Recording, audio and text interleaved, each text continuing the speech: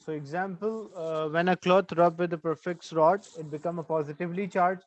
In the beginning, both are neutral, both have equal number of positive and negative charges.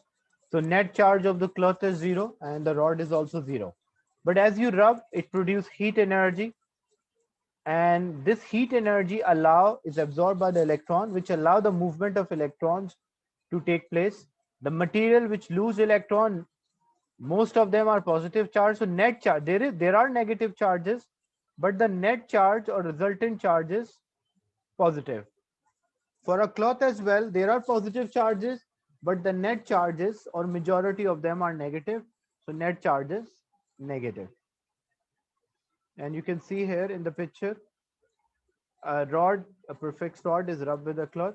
So electron actually jump from rod to the cloth. So cloth will have majority electron and the rod will have majority positive charges. Is it clear?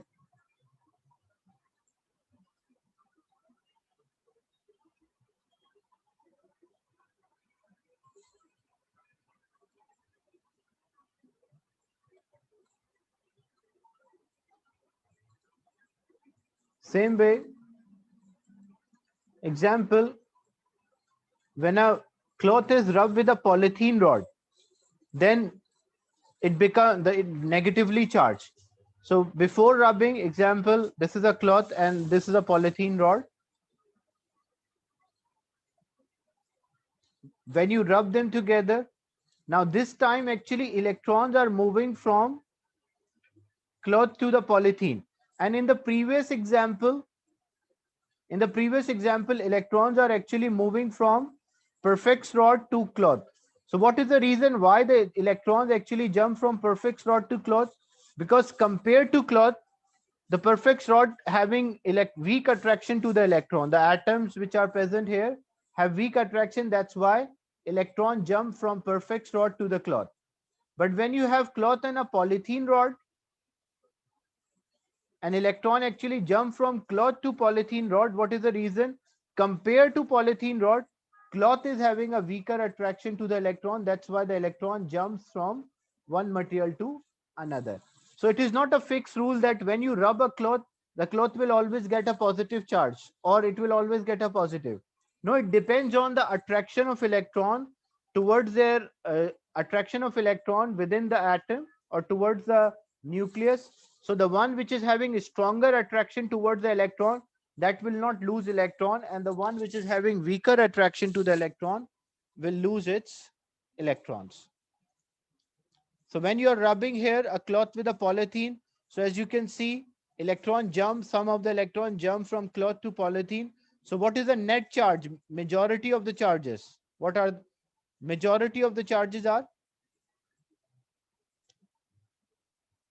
positive. So the net charge is positive. And what is the majority of the charge on a polythene rod? Negative. So it will be negatively charged. And this method, when we rub one surface over the other, is known as electrostatic friction or charging by rubbing or charging by friction.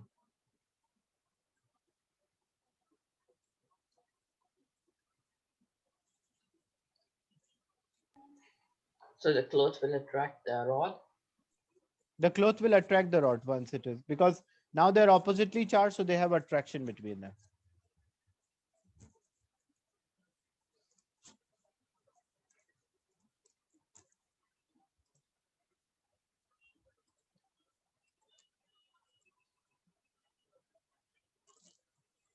The second method, charging by induction. So an object is charged by the help of another charged object, we call induction. So example, if we bring a positive charge rod, just a minute.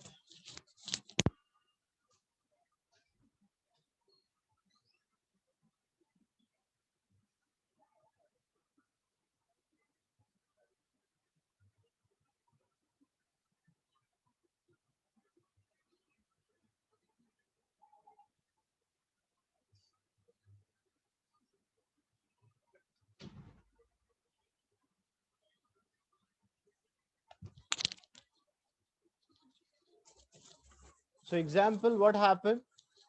If you bring a positive charge rod, so what it create a distribution of the charge within the material. When it create a distribution of the charge within the material, what we call this method? We call this method as induction.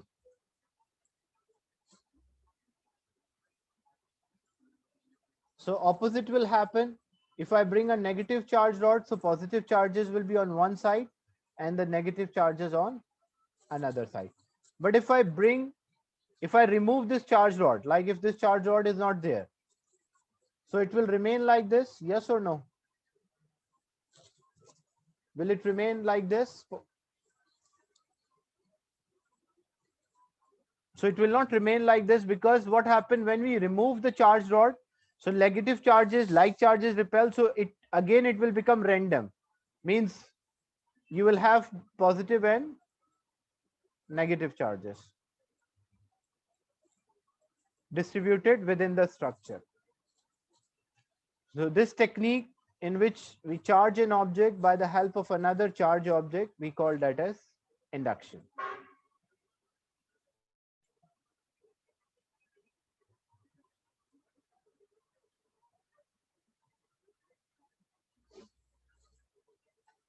So example, if we have a negatively charged polythene rod and a positively charged perfect rod, which direction they will move? Towards each other or away from each other? If you bring a negative charged polythene rod which is suspended by a thread and a positively charged polythene rod, perfect rod, closer to it, so they will move towards each other or they will attract each other. So what it shows? It shows that whenever we have like charges, unlike charges, they will attract, or opposite charges are there, they will always attract each other. And opposite will happen if we have a negatively charged polythene rod and we bring another polythene rod.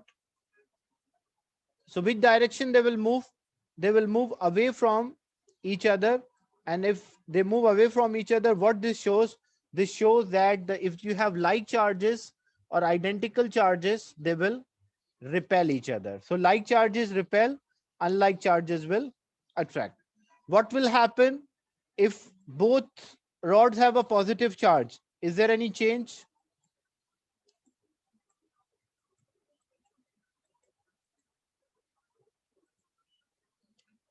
So they will also, it's repelling, it will not change, they will also repel. So if you have positive charges, like charges, they will repel.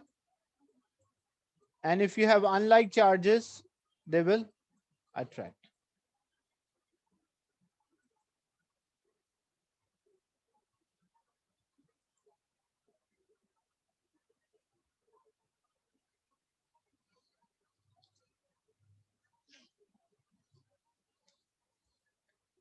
Then a material which allow the charge to flow through it, we call that as a conductor. So normally metals are conductors. Why metals are conductors? Because when we check the structure of the metal, what is the structure of the metal? Metal contain a lattice of a positive ion,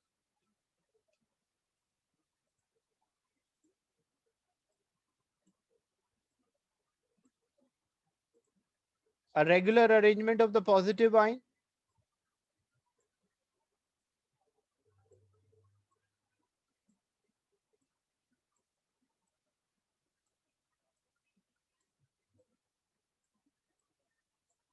and free electrons within the structure. Already electrons are free. This is a normal structure of the metal. The size of the positive ion might change, but this is a normal structure for any kind of metal. Now what happened if one electron enter from this side? So what happened? This electron can move through the structure because already so many electrons are moving. So this electron can move from one place to another. So if the material allow the charges or electrons to flow through them, what we call this material? We call this material as conductor. So why the metals are conductor? Because metals already they have free electrons. So already when they have free electrons, the electrons are moving. So if any extra electron will enter from one side, it can easily leave from other side. But for insulators, insulator means material which does not allow the current to pass through it, the charges to flow through them. Example like plastic, rubber. Reason for that, insulators, it does not have ions, it have atoms or molecules.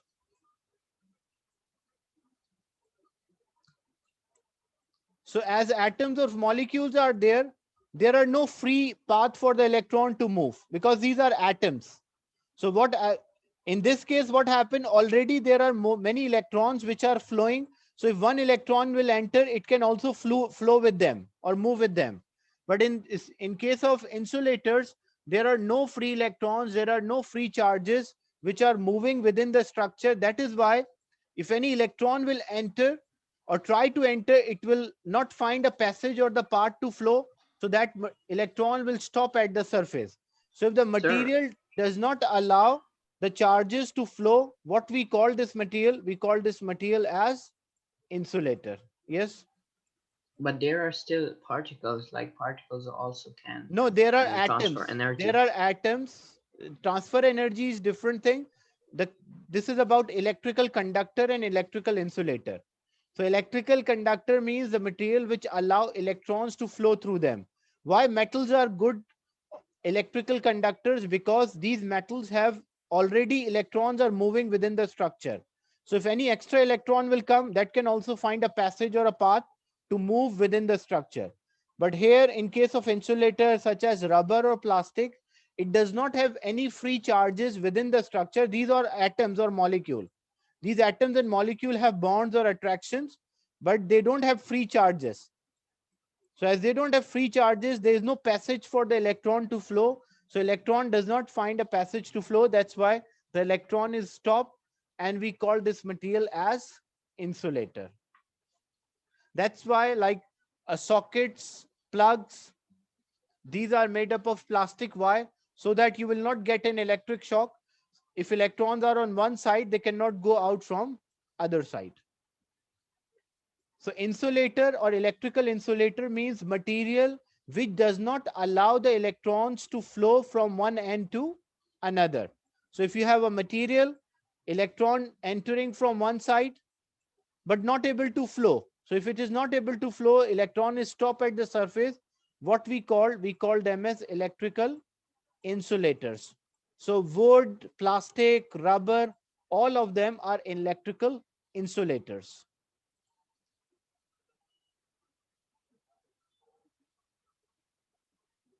Heat requires both things. Heat for flow, like example, the conduction of heat means heat can be transferred by conduction, convection, and radiation. So how conduction occur? That the lattice vibration, the atoms vibrate or ions vibrate, and they cause the other one to vibrate as well. Like example, if this atom is vibrating, this collide with another one, causes them to vibrate, and this vibration transfer, we call that as conduction. So for conduction to occur, the particles should be closer to each other so that they can collide and transfer energy. But for electrical conductors, they should have a passage for the electrons to flow, or they should provide a passage for electrons to flow. So it will be refer as conductor. And normally the material which are good conductors of heat are also good conductor of electricity, because metals are used as electrical conductors as well as heat conductors. So here we are talking about electrical conductor. So material which allow the electrons to flow, we call conductor, and material which does not allow electron to flow, we call them as insulator. Yes, you have a question?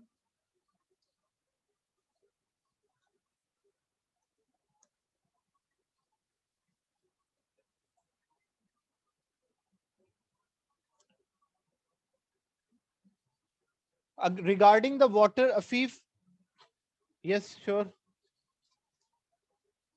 You have a question? Yes, I have a question. So, Yes. example, we are given two metal spheres standing on insulator stands, and both of them and a positively charged rod. So, can you explain how we can charge two metal spheres with equal and Yeah. opposite charges by That induction? part will that part is there in my explanation. You will find this, uh, that if two metal spheres are touching each other and how we can make them charge. That is, Okay. it will be there, because we are still discussing how we can make an object charge. The techniques, the introduction I give, but still we can modify this technique and make different object charge. I'll give Okay. that example. I will explain that part as well.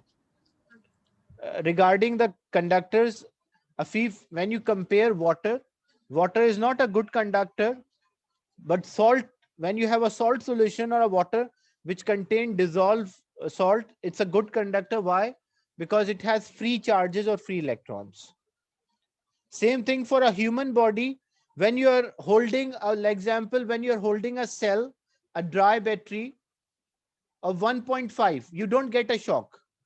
Why? Because your body, that current or the charges are too small, your body does not allow them to flow.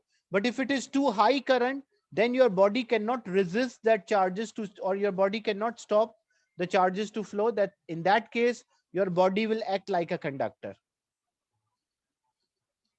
So it also depends on another quantity, which later on we'll discuss. It's called a resistance, which is a property of a material to allow the or to block the charges to flow. So if a material have having a high resistance, it means it will allow a small amount of current to pass.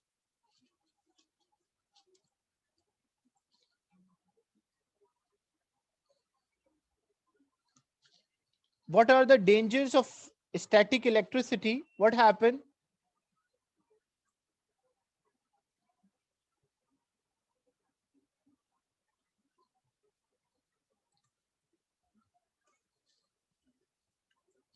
Example, how this lightning or a flash occur. Basically, the clouds and this lightning or a flash, it's observable, or you observe only when the weather is cloudy. When the weather is clear, shiny, you don't observe any thunder or a flash. What is the reason for that? Because first, what happened, the clouds, as they are moving through the air, so as these clouds are moving through the air, so there's a friction between the air and the clouds.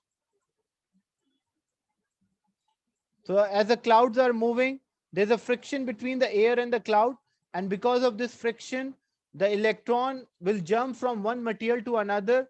So air will gain, the cloud will lose electron and air will gain electron. So as the air will gain electron, what will the charge of air near the cloud?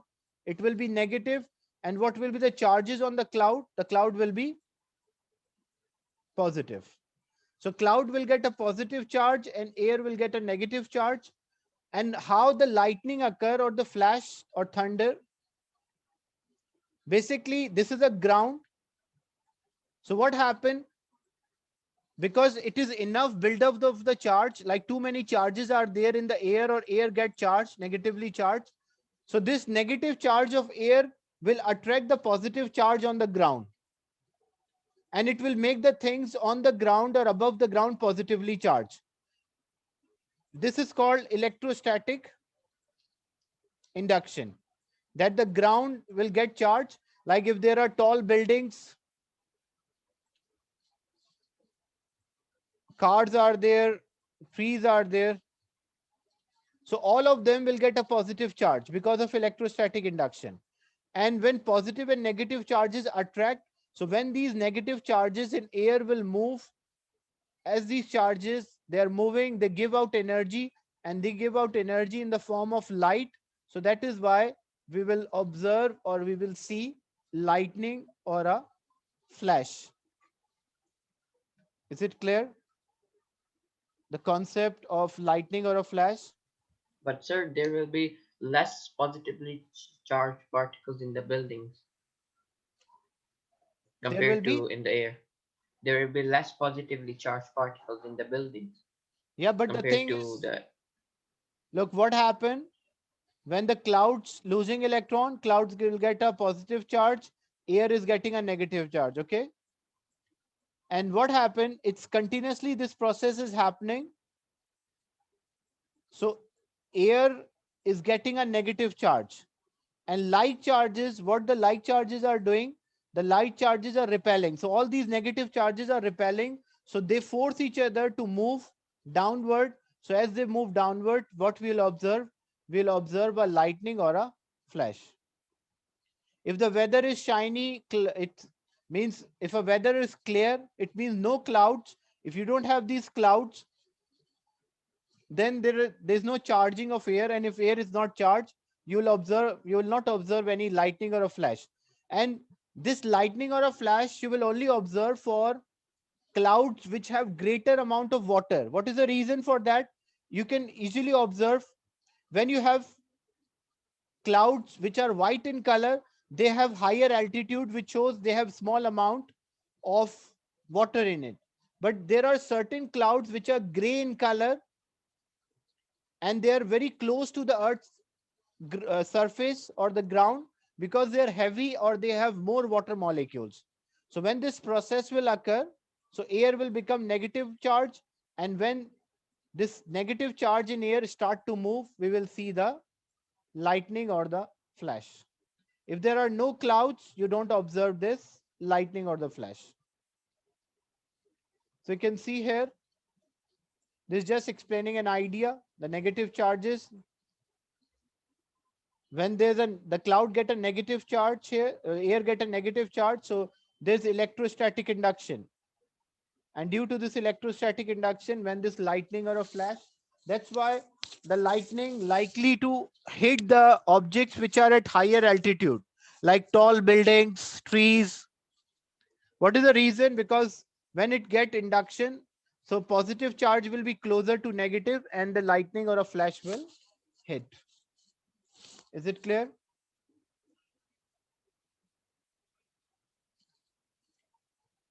So for this safety, you will find this for a tall buildings, they put a lightning conductor. What is the advantage of this lightning conductor? To avoid, otherwise if a lightning hit the building, it might damage the building. So what they do to overcome this problem, they place a lightning conductor or a metal wire top of the building. And this metal wire is connected to earth. We also call this as earthing wire. Lightning conductor and earthing wire. So what happened when there's a buildup of the charge? So metals are good conductor. So when this will get a positive charge, which region the lightning likely to strike? A, B, or C? It's a random process, but which A. A is closer, so it's likely to strike A. And metals are conductors, so metal will take this electron and it will make it safe or reduce the chance of damaging the building. So for that purpose, the buildings are top of the tall buildings, we place a lightning conductor for the safety.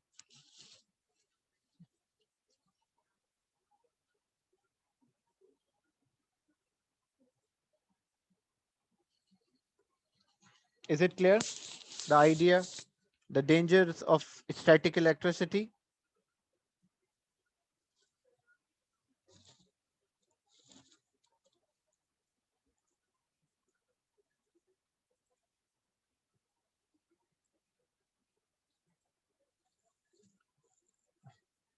So actually, what is this flash or a lightning? Is actually a movement of electrons. But these electrons have so much energy when they're moving, and they move randomly because they don't have any specific path. So it move randomly and release light, and we observe that as a flash.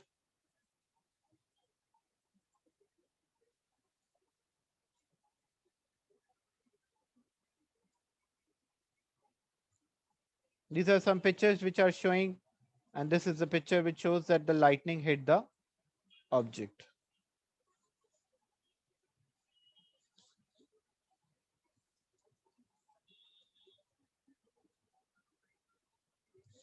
What gives them color is actually the energy which is released here is giving them a color. The energy, because when these electrons move, they lose their energy.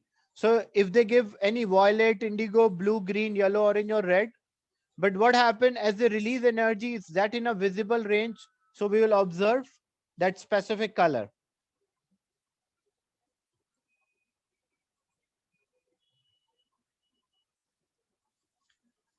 Same thing for refueling. Example, when the oil tanker are refueling, the oil tanker and refueling pipe may be charged because of friction. And so the charge can build up, may collide with each other and produce a spark, and which leads to catch the fire in an oil tank. So stop building up a charge, the oil tank must be earth.